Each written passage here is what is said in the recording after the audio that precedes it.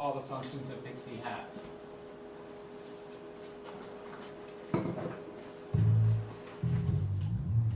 Pixie is exciting creativity software. And we'll talk about how it can be used for that, and we'll show you ways it can be used for other subjects as well. Okay, so on your desktop you should see a Pixie icon. It's like a PX. You have 3 different icons at the top. The first icon, the options, this is if you want to start with your paper in a portrait or a landscape mode, and if you just press that rotate button, you can change it to portrait or landscape. I'm going to start with just a brief overview of how to use the paint tools. That's one of the main features here in this program. So at the top here, you'll see a paint icon. And when you click the paint icon, you'll notice underneath the tools have changed from the options icon. So I'm going to start here in the bottom row of the paint tools, and you'll see there's many different types of tools. I'm going to start with the paintbrush. You can change at the bottom to any color you'd like. You can also change the size by dragging the slider if you want a big or a small paintbrush. And then it's really easy. You want to draw, you can do that. Other kinds of tools that you can use.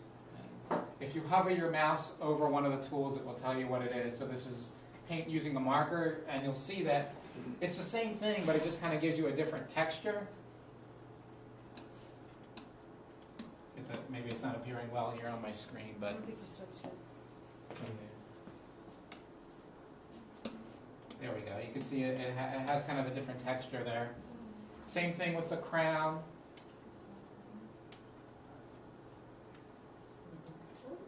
And you'll get like more of a crown texture.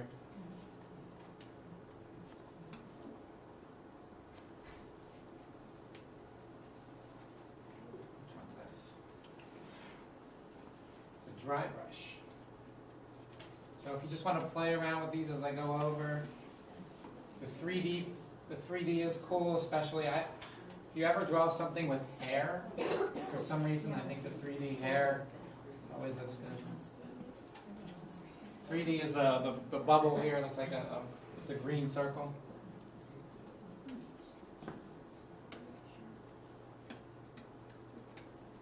This would be good for a math lesson. I'm going to kind of clear out here, so see if we can start. All right, so if I want to draw something to show symmetry, whatever I draw on one side will appear on the other side. Which one? Triangle, square, and a circle. And you see, once I choose that tool, I have a pull-down menu here of different types of shapes. So I'm going to choose the star here. And again, same kind of options. I can choose what color I want my shape in. I can choose the width of the line.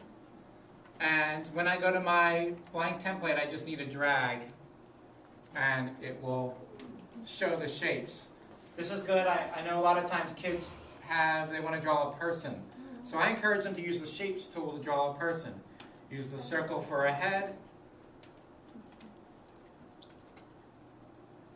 They can use the square or the rectangle for the body.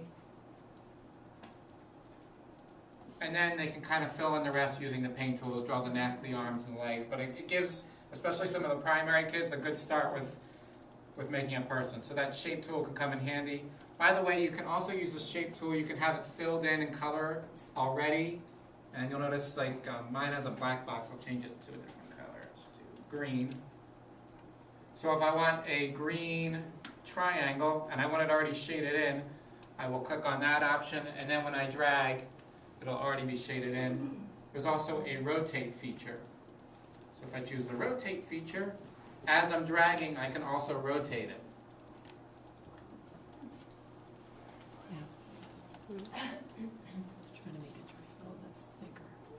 Ability to put multiple pages in the same file. So just to kind of clear all this mess off, I'm going to click the new page button. So that would, if you're doing some sort of story that has multiple pages, or some sort of activity that has multiple pages, that page button is a good feature to have. And you'll notice at the bottom here there's a navigation. I can go back to page 1, I can go to page 2.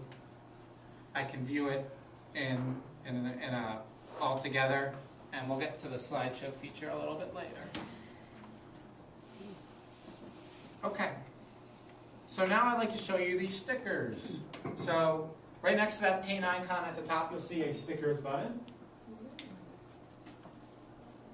And anytime you see a little tiny folder on the bottom right-hand corner, that's a category. So what we have here is like a category of animals, a category of buildings. So I'm going to click on animals. And here's where kids get, especially the younger kids, get a little bit confused. They're like, oh, I want a picture of that bird. And they'll try to like drag the bird in there, but it won't work.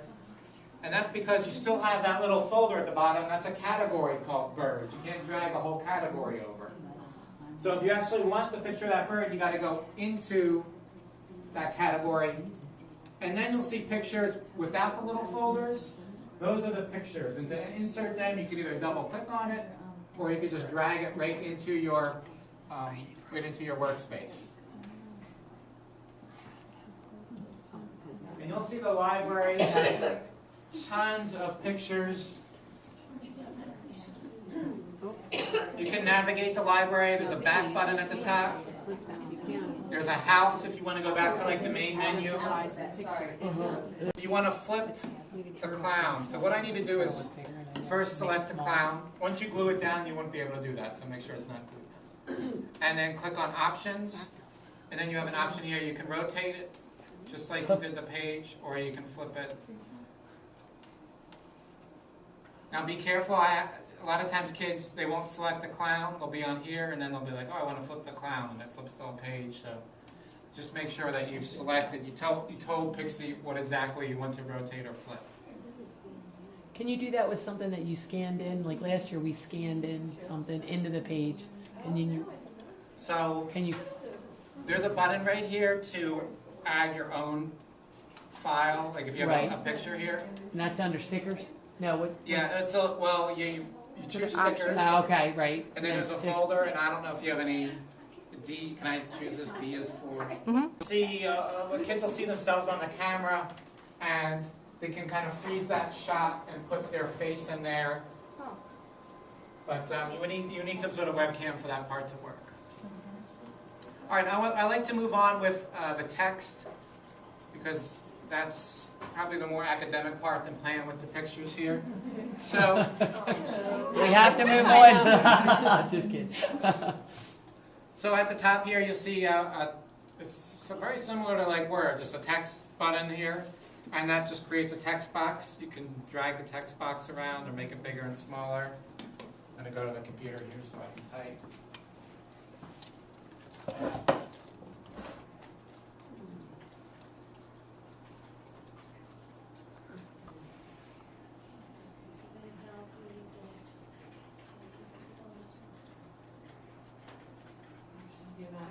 Now, if you select the entire text box, you'll see the options here to change the type of text. You can drag the size slider here to make the print bigger and smaller. Bold, italic, same thing you would get.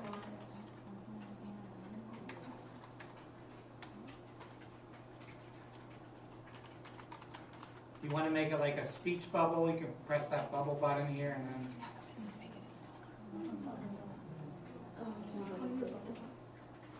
If you want to do some sort of comic strip project, that would be good for that.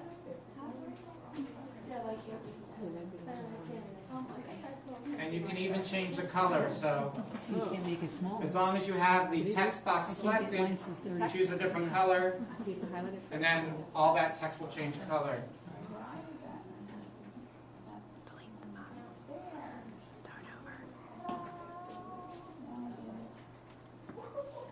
And you click on activities, you'll see different categories here. And they even have one called month by month, which kind of has, like, I'll choose that one, for example, and choose November, and you'll see different activities that have to do with November. So choose one, and then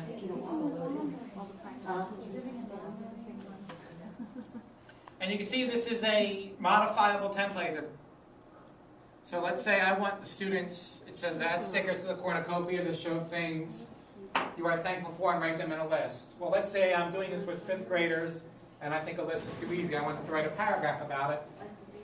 The templates are Add modifiable. stickers to the cornucopia to show things you are thankful for and write down into this. So all I would need to do is click on that text, and you'll see right here it's locked. I'm just going to unlock it, and then I can change the directions here. Living or non-living?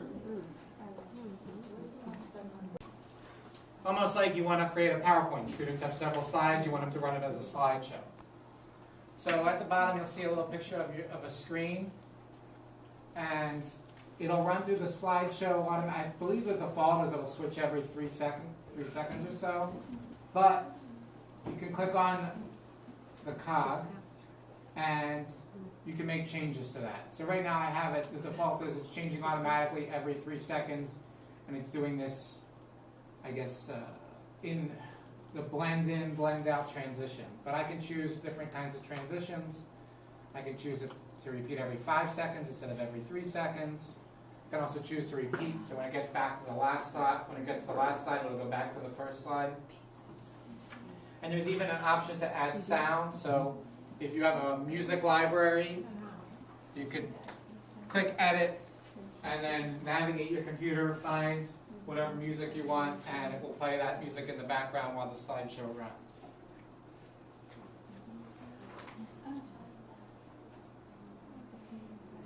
Okay, now, like I mentioned at the beginning, one of the new features of Pixie 3 is to be able to have students collaboratively work on the same project. So, can I have a volunteer, a brave volunteer? I will, I'm brave. Okay. I've done it Great, before, thank actually. So. You'll need to have one student share the project and the other student join the project. So, I'm sorry, what's your name? Bridget. So, I'm going to share with Bridget, and Bridget is going to join. So, before you even share, the first thing you have to do is make sure that the project is saved, or this sharing is not going to work. So, I'm just going to save this project. I'm just going to call it sample right now. Okay, so I've saved my project. Now I'm ready to share it with Bridget. So if I click on the project button, one of the choices down here is share project. And when I click share project, it's going to prompt me to select an icon. So I'm going to select an icon. I'll choose the basketball. And now Bridget is going to go to join project. And I don't have this on my screen, but Bridget should see the basketball on her screen. Click on it.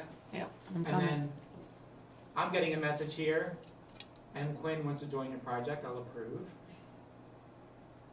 Oop, I'm joining it all. Okay. I'm joining all your pages. There we go. And now, can you make a modification on it?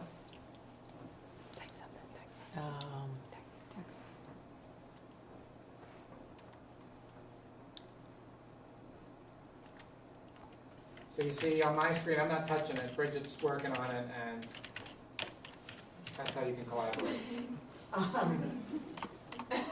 Didn't mean to put that other character in there. And then I can do it at the same time.